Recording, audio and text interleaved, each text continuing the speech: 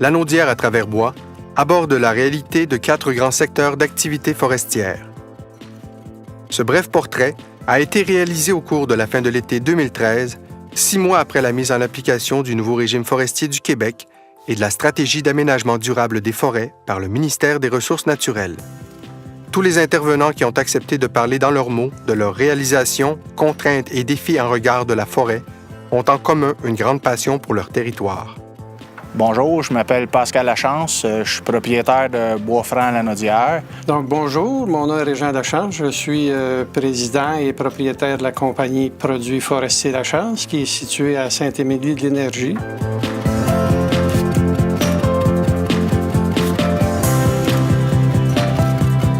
Les forêts feuillues de Lanaudière ont été particulièrement malmenées au cours des décennies précédentes. C'est pourquoi nous avons choisi d'explorer ce secteur de récolte forestière. Un chantier national de la forêt feuillue est en cours pour améliorer l'aménagement et la valeur de ce type de forêt. On est une entreprise qui transforme des bois feuillus, principalement du bouleau, du merisier et une partie d'érable. Nous, premièrement, la majorité de notre approvisionnement est reçu en longueur, en tige complète. Donc, on reçoit l'arbre entier, on le tronçonne pour aller chercher la partie qualité de déroulage pour alimenter les usines de déroulage comme Commonwealth Plywood. La partie sciage, on la garde pour nous et la partie pâte de la tige est vendue à une papetière, à Domtar, à Windsor. Bois-Franc-Lanaudière, c'est une compagnie de plancher de bois franc, de parquet. On s'approvisionne 50 % au Québec, puis 50 % du côté américain. On a un système de chauffage qu'on chauffe avec la biomasse. Il y a une partie de notre volume qu'on produit, qu'on utilise pour le chauffage des séchoirs et le chauffage de l'usine durant la période de l'hiver. Le restant de nos résidus on vend nos résidus pour faire de la litière ou du chauffage de la granule ou des bûches écologiques. On pratique 5 essences: merisier, chêne rouge, érable, frêne blanc et noyer noir. Si on recule dans les années 50, 70, 60, à l'époque des concessions, en réalité, les forêts feuillues n'étaient pas la priorité des papetières qui exploitaient principalement les résineux.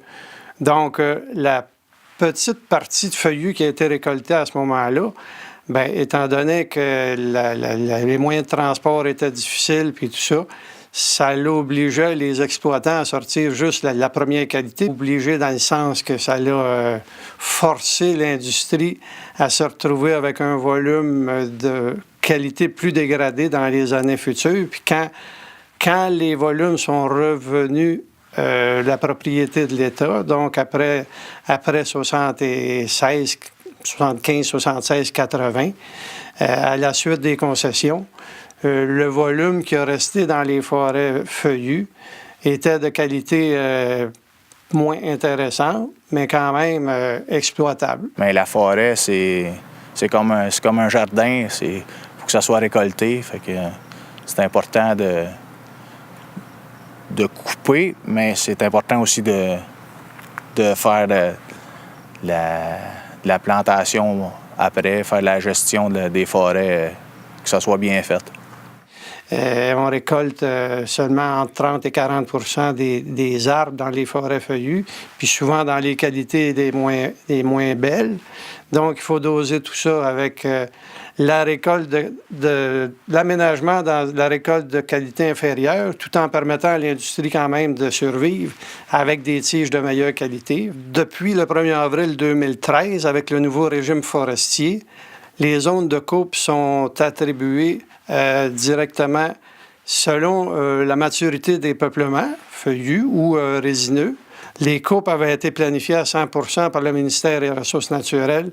Donc, on a quand même eu l'information et on a participé aux mesures d'harmonisation avec les différents utilisateurs de la forêt, que ce soit les EC, les pourvoiries, les associations, les clubs de motoneige, les clubs de VTT, les trappeurs. Fait qu'on rencontre régulièrement ces gens-là, la communauté autochtone aussi qui participe, mais on n'a pas participé à l'élaboration des plans d'aménagement et tout ça. Ce qui va être nouveau, qu'on peut dire pour l'année 14-15, qu'on est en train de planifier cette année, l'industrie est plus consultée, qu'on peut dire, et plus partie prenante des nouveaux plans, de la nouvelle planification du ministère. Malheureusement, on vient de traverser peut-être 4-5 ans de période assez creuse dans le domaine forestier. Les jeunes ne sont pas vraiment attirés à s'en aller dans le domaine forestier. Mes deux garçons sont arrivés dans l'entreprise avec moi depuis l'automne passé. Je pense que ça peut avoir peut-être un effet d'entraînement, que s'il y en a des plus jeunes qui commencent, bien, ça peut en attirer des plus jeunes.